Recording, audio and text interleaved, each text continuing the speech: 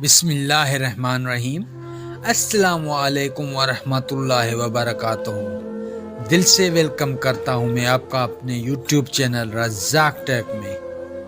دوستو، اگر میرے چینل پر آپ نیو ہیں تو please us Lal button per click کر کے اور بیل کے آئیکن کو پریس کر دو تاکہ میری ہر نیو آنے والی ویڈیو کا نوٹیفیکیشن آپ کو ملتا رہے۔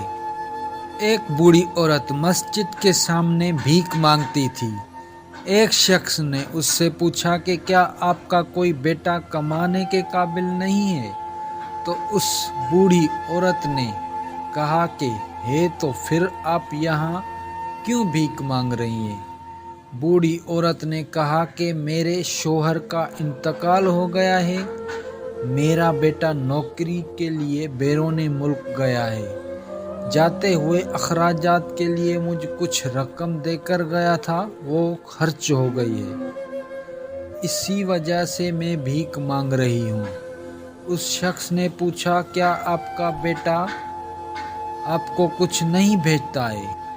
تو بوڑھی اماں نے جواب میں کہا کہ میرا بیٹا ہر ماہ رنگا رنگ کاغذ بھیجتا ہے جسے میں گھر میں دیوار پر چپکا کر رکھتی ہوں۔ وہ شخص اس کے گھر گیا اور دیکھا کہ دیوار پر بینک کے 60 ڈرافٹ چسپاں کر دیے گئے ہیں۔ ہر ڈرافٹ 50,000 روپے کا تھا۔ تعلیم یافتہ نہ ہونے کی وجہ سے وہ عورت نہیں جانتی تھی کہ اس کے پاس کتنی دولت ہے۔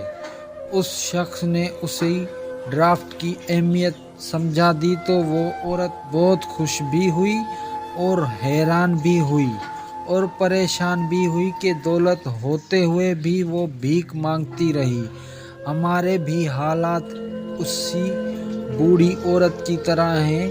ہمارے پاس قرآن ہے اور ہم اسے اپنے منہ سے چومتے ہیں اور ماتھے پر لگا کر اپنے گھر میں رکھتے ہیں،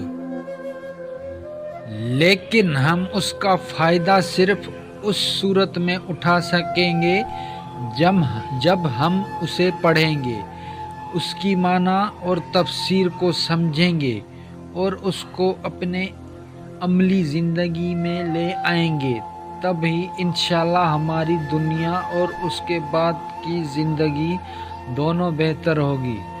بہت بڑا خزانہ ہمارے پاس موجود ہے، لیکن ہماری جہالت کی وجہ سے اس میں چھپے انعامات سے آج ہم سب محروم ہیں۔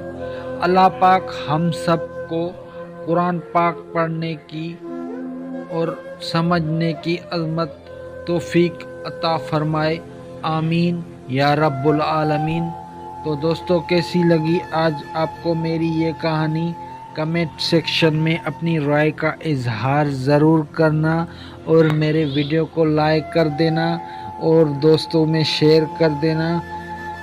ملتے ہیں نیکسٹ ویڈیو میں، تب تک کے لیے دیجیے اجازت۔ اللہ حافظ۔